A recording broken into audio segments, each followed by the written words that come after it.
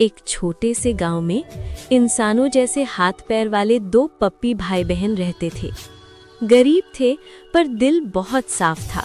दोनों रोज खेतों में काम करते, कभी फल तोड़ते, कभी सब्जियां। बस एक दूसरे का सहारा थे। एक दिन बहन बोली, भैया आज पेट बहुत भूखा है। भाई ने मुस्कुराकर कहा, चिंता मत कर, मैं कुछ लेकर आता हूँ। भाई मेहनत करते करते गिर पड़ा। थकान और भूख ने उसे तोड़ दिया। बहन दौड़ कर आई पर देर हो चुकी थी। बहन ने भाई का हाथ पकड़ा, आंखों से आंसू बहते रहे। भैया उठो ना, मुझे अकेला मत छोड़ो। उस दिन समझ आया, गरीबी सिर्फ जेब नहीं तोड़ती, कभी कभी